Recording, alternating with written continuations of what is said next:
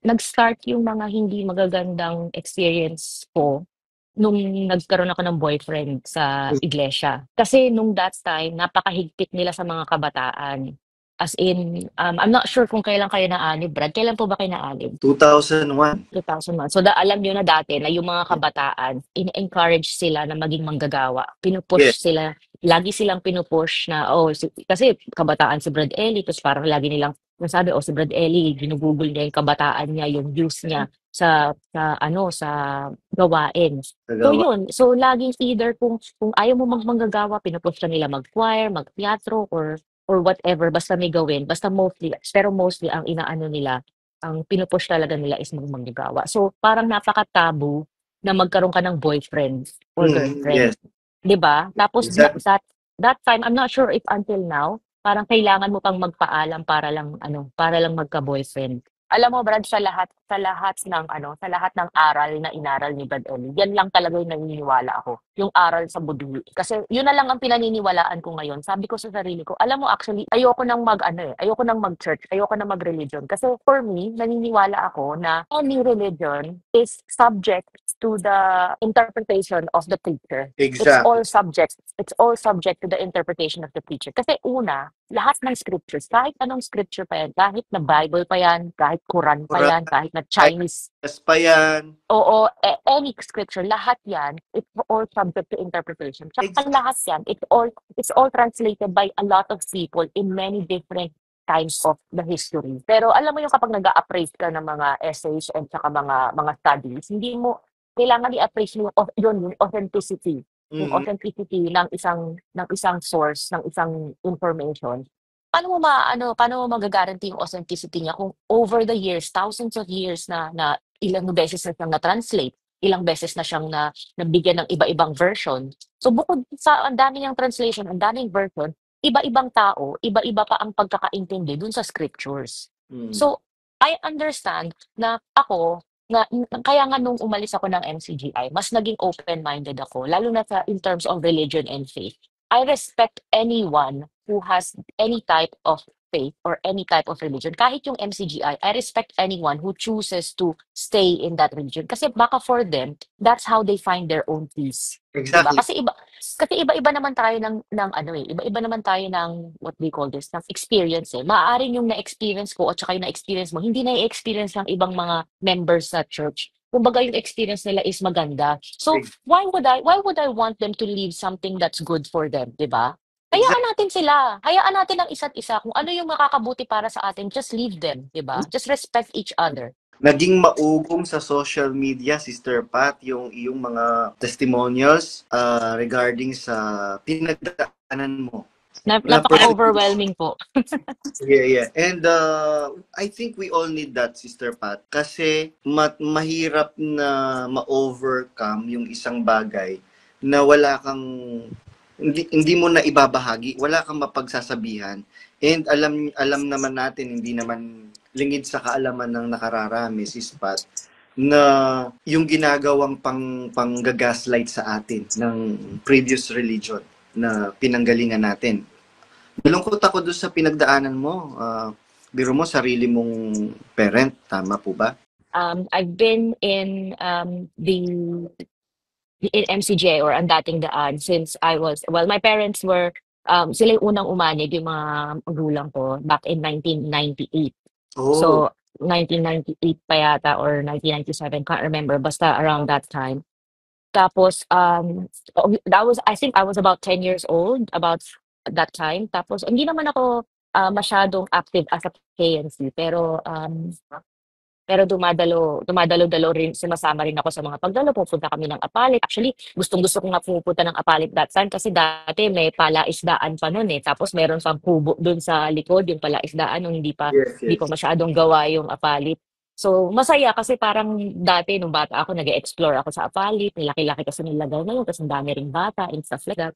So, yeah, so lumaki ako sa iglesia since I was 10 years old. And naanib ako nung 2005. I was 16 nung naanib ako. Tapos that was just months before pumunta kami ng UK.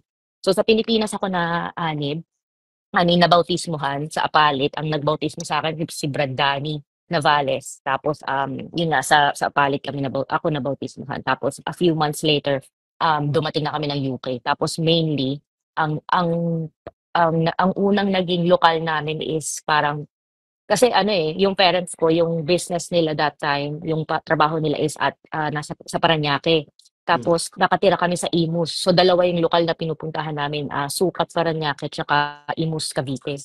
That's while we were in the Philippines. Tapos before ako mabautismuhan and then even after nung mabautismuhan, nakaranas din ako ng mga gawain, makapunta sa gawain sa mga kabataan, stuff like that.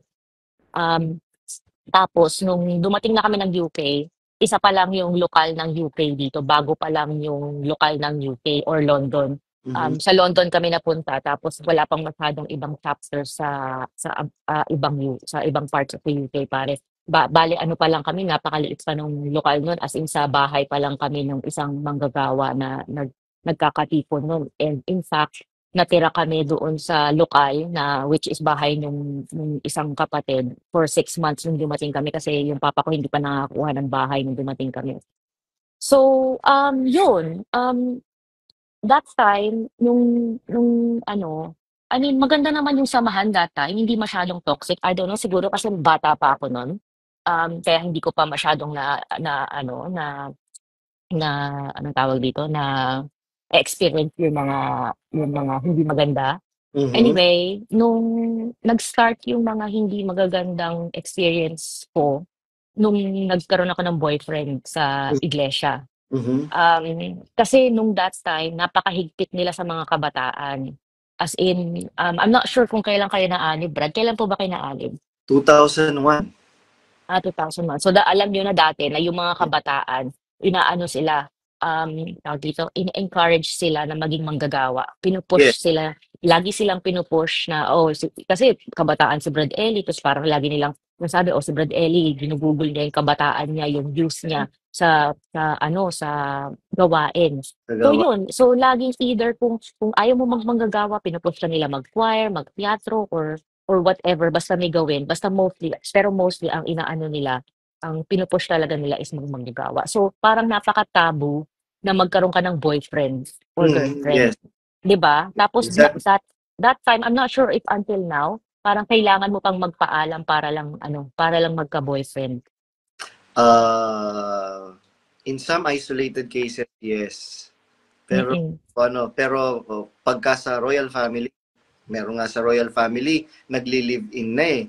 Ay, Ilang years na talaga? nagli-live-in, magkasama na sa bahay. Sabi nga nung mga kasambahay nila, alam nga naman nagtitinginan lang ang mga yan.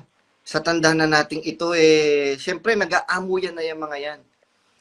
Ay, napaka-hipokrito talaga. Yes, That yes, that's exactly. that's what I don't like. Namimili talaga sila. Like even here sa UK, like kami na, sorry, are you okay? Kami kasi ng asawa ko, sorry kasi may ginagawa rin ako while I'm Yes, yes, doing this. So yes, I know. medyo may kakausapin ako even in between. Um, like kami kasi ng asawa ko, kami yung parang unang naging teenagers, or hindi naman, actually hindi ako teenager noon, parang 20 years old na ako. Pero yung asawa ko, since he's younger than me, medyo teenager pa siya no, nung Yung nag-start husband kami mo, ano mag-date. din siya, may kapatid din siya. Opo, opo, kapatid din po siya. Tapos yung magulang niya rin po, mga kapatid din, pati yung kapatid niya. Mhm. So, almost lahat ng kamag-anak namin, na close kamag-anak namin is mga kapatid talaga. Mhm. Mhm. So, ang hirap, napakahirap lumabas. It took us years bago talaga kami nagkaroon ng lakas ng loob na i-vocalize na ayaw na talaga namin. Mm. Kailan po kayo Mm. nakaramdam ng mga questions at saka yung ganong damdamin na parang there's something wrong within the... Matagal na, bro.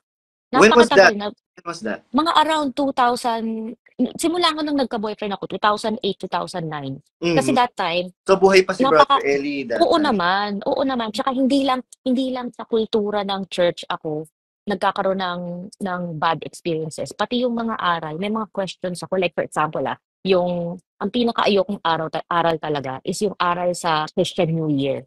Mhm. Ever since, I think back in 2010 niya yata inintroduce yung Christian New Year or Mhm. something like that. Ever since pinangaral ni Brother Eli yung Christian New Year, I've never celebrated Christian New Year, or never akong dumalo ng Christian New Year kasi I don't believe in it. Mhm. Kasi, well, oo, sige. Like, yun lang ginagamit na ni Jesus Christ na calendar noon. Kasi siyempre Hudyo siya. Yes. Tsaka yun yung country yun yung country tsaka culture na ano, nando'n siya. Siyempre gagamitin niya yung calendar niya. Eh, hindi naman tayo Hudyo. Hindi rin wala rin naman gumagamit ng Jewish calendar ngayon. So, bakit natin susundin yung Jewish calendar? 'Di ba? Exactly. It's so parang tapos ang nakakainis pa dun, like, every time na nagse-celebrate ako ng, like, normal New Year, like, they shame me or pinapagalitan nila ako na wag daw akong mag-celebrate ng New Year. Kasi gusto ko nagpapaputok, eh. So, bumibili ako ng paputok. Like, alam mo yun, para lang to celebrate the New Year. Tsaka parang like, wala lang, makisabay lang or something para masaya. Alam mo Tapos ba, every time, Pat, kahit na nagsasalita ka, when Brother Eli was in Brazil already, 'di ba hindi tayo nagse-celebrate ng ano bang tawag doon sa November 1, oo, yung araw ng patay. araw ng Mm. mga patay. Pero nagtaka ako nung time na 'yon kasi 'di ba merong treat or trick Oo. Kailan? Sa Brazil? every November 1 merong treat or trick yung mga nasa outside ng MCGI, 'di ba? Oo, oo. Pero sa Mm. mansion ni Brother Eli, nagpe-prepare siya ng ano para daw sa mga bata ng nakakatok for treat and trick.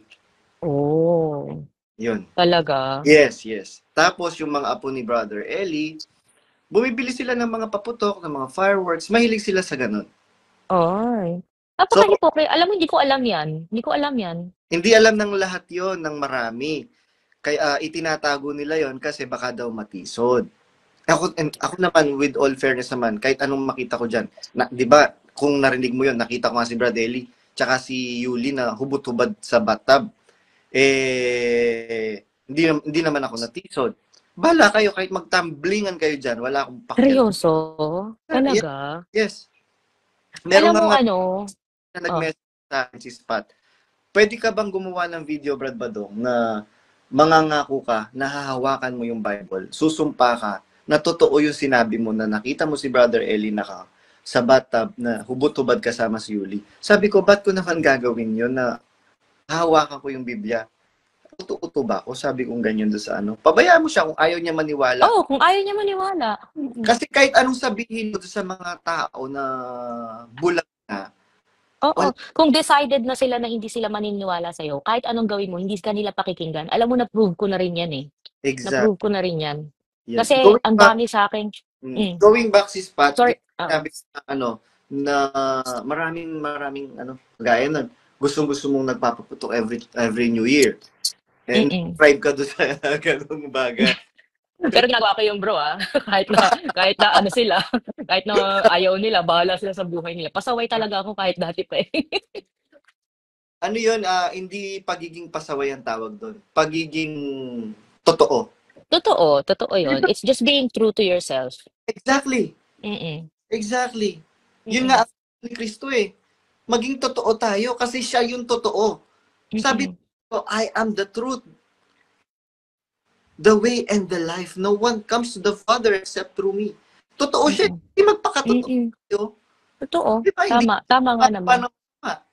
Mm. And then paano yung naging ano mo sa parents mo noong malaman nila yung mga ganyang bagay regarding your faith. So, matagal na kami hindi dumadalo before this year pa talaga. Kasi 2 to 3 years ago, parang hindi na talaga kami dumadalo ano, ang turning point talaga na talagang nag-decide kami na not dumalo at all is nung sinuspindi nila yung asawa ko for having a vasectomy. Mhm. And, that was they didn't actually explain. Alam mo nung nag-text lang sila na sabi, like kasi tinanong nila kung totoong nagva-vasectomy si Brad Francis, yung asawa ko. Sabi niya, oo, nagva-vasectomy. Tapos sinabi namin sa kanila yung medical reason kung bakit nagva-vasectomy siya. And it was because to protect my mental health kasi ano, high risk ako magkaroon ng relapse ng psychosis pag nabuntis na naman ako. And Postpartum. that's hindi lang postpartum, even during. So, oo, so kaya nung second pregnancy ko naka-antipsychotics ako during pregnancy and after pregnancy to prevent a psychosis kasi I had psychosis on my first pregnancy already. So, a week after nung tinanong nila yon, sinuspindi nila si Francis via text na sinabi, "O suspendido ka muna Brad," without any other explanation. Tapos Tapos kami ba, sabi ko, gano'n. Okay, sige, bahala kayo. Hindi na kami nag-ask kung bakit. Di ba Hindi na yung kami nag-ask. vasectomy katumbas siya ng ligation? Opo, Alam katumba mo siya ba ng kung ligation. kapatid ni Danya Rason, pinaligate ni Brother Eli? Sino? Really? Yes, Kailan? isa lang naman ang kapatid ni Danya Rason, si Lisel Kapulong na asawa ni Don, Ah, na mother. bakit siya bakit siya pinaligate? Kasi tatlo na yung anak niya eh. High risk siya sa pag nagbubuntis siya, pag nanganganak siya, high risk yung niya. Like physically high risk? Yes. Mm. Tapos nagkakakrung-krung siya pagka nabubuntis siya. Oh, Siya. see? Yes. See? Tapos ito pa. Nagkaroon kasi siya ng matinding problema noong sa bunso niya kay Stephen, kay Teban, dahil yung amniotic fluid niya below the normal level. Oo. Nanganib yung buhay niya. So, nagsuggest yung pagka yung doktor na after mag give birth, ilaligate. Pinayagan. Hmm. Mm. Actually, yung unang decision ko is to do ligation talaga. Mhm. Kaso nabasa ko kasi na mas maraming side effects tsaka magkakaroon ako ng early menopausal symptoms kapag nagpa-ligate ako. Tsaka it's very possible na I get very severe bleeding, So, PV nagkakapay bleeding. lang si Brother Francis. Oo, kasi Brad, kapag vasectomy, it's a local procedure tapos wala pa masyadong side effects. So mas mabilis, mas madali, and mas less harmful yung vasectomy kaysa sa ligation. Parang si Drew Arellano. Nagpa-ligate din. Kasi parang 5 na yata anak nila eh. Oo, 5 na yung anak. Nag-viral. Oo. Eh. Meron. Hmm, Ayan, going back, sis Pa, mm. dun sa pinagdaanan mo, kasi ang dami talagang interested sa story mo. As in, ang daming nabuhayan ng loob na hindi Talaga. pa naka-experience ng ganito. So, well, nakatulong yung iyong mga testimonial sa social media for Salamat their, naman. for Mm. their Salamat naman. Kasi alam mo, Brad, ever since I was officially diagnosed with bipolar disorder, I decided, kasi I've had, yung first psychosis episode ko was in 2020 pa, 2021. That was the time na namatay din si Brad Ellie. Kaya talagang very emotional tsaka very affected yung mental health issues. Tapos that time, COVID pa noon, isolated pa tayo lahat and lockdown pa. Kaya talagang ang laki ng tama sa akin, sa mental health ko nung nangyari sa akin. Um, So, that time hindi ako kasing vocal, like this ta's parang kinahihiya ko pa yung nangyari sa'kin. And Mhm. that made me that I because of that, I experienced, like very not very severe but really bad depression. To the point na kasi ako very social ako na person, madaldal ako, tsaka mahilig ako makipaghalubilo, makipagkaibigan and stuff like that. That time nung depressed ako, I wasn't talking to anyone. Kahit sa asawa ko hindi ko siya kinakausap. Tapos hindi rin ako lumalabas ng bahay kasi kahit na lifted yung lockdown parang feeling ko parang there's no point in talking, there's no point in going out.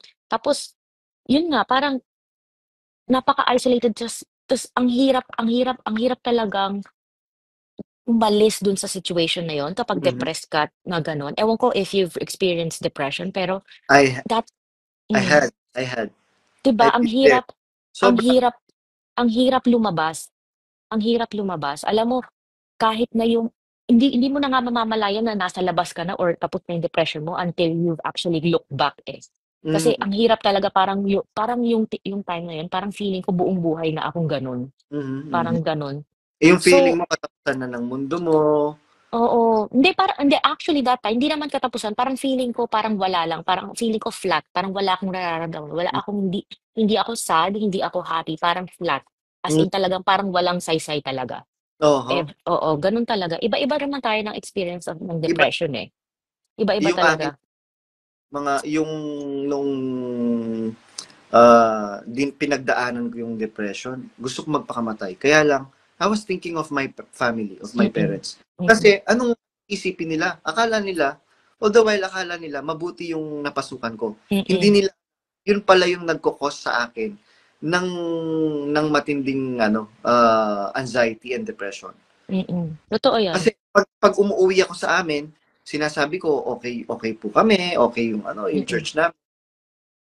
Yun. Mm. So, yun nga, kaya nga this time, nung na-officially na-diagnose na ako ng bipolar depression, ako kasi, I have bipolar 1. Kasi there's Mhm. different types of bipolar.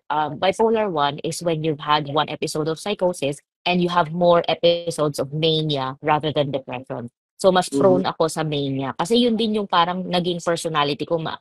Extrovert kasi ako eh. So, mahilig Mhm. ako sa masaya, Mhm. exciting, mga ganyan. So, and that kind of like, dahil sa nung nanganak ako, na dysregulate yung hormones ko na nagre-regulate ng moods and emotions ko. So, parang ang nangyari is hindi na kayang i-regulate ng utak ko yung oxytocin, yung serotonin.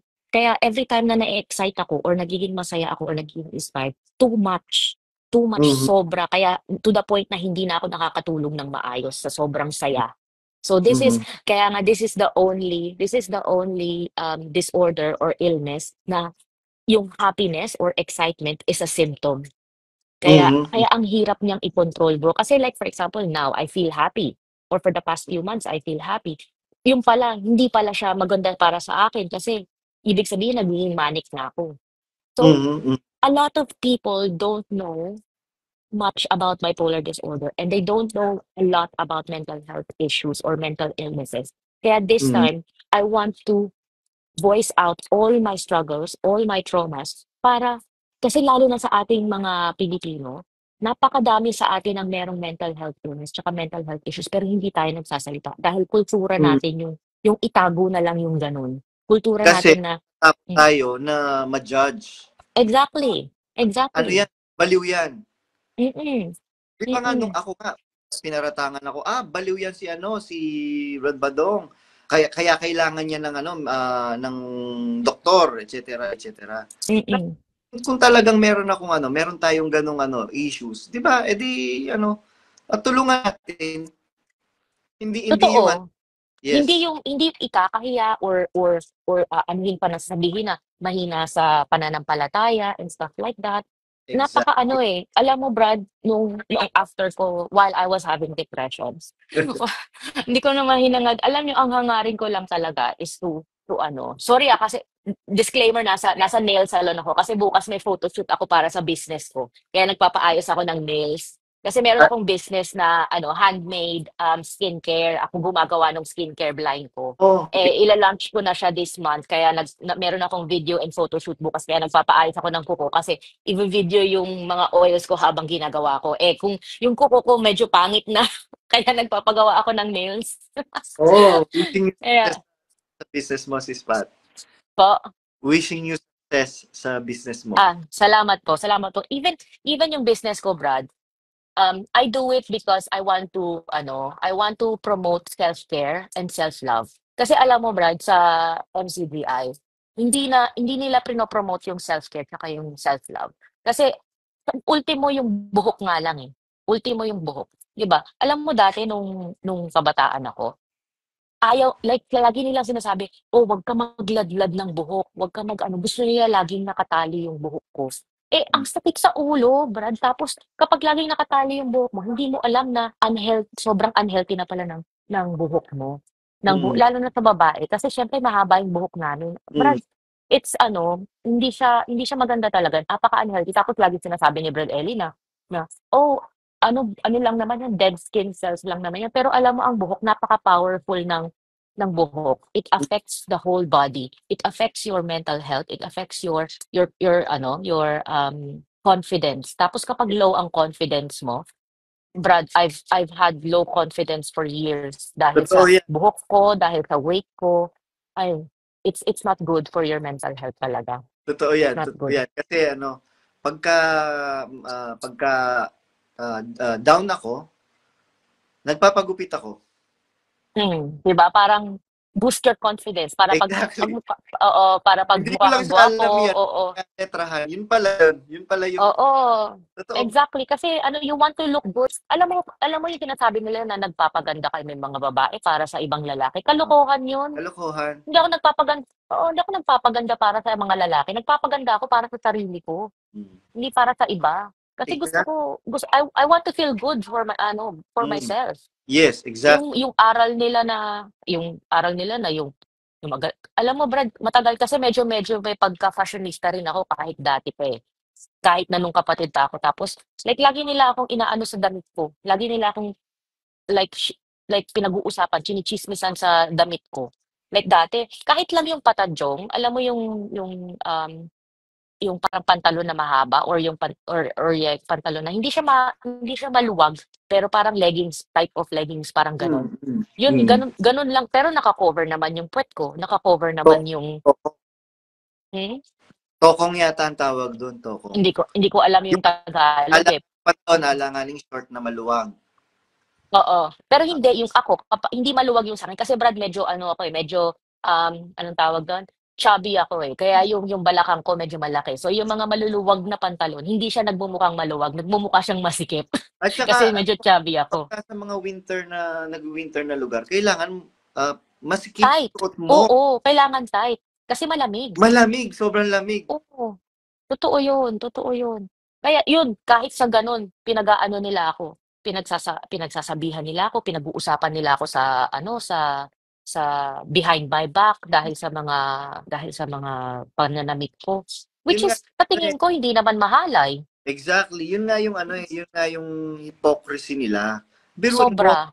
biruin mo itinuturo mo pag-ibig. Hindi mo pa po pwedeng instead na pagchismisan ninyo, hindi mo pa po pwedeng sis, mukhang ano po, mukhang hindi po appropriate yung suot ninyo.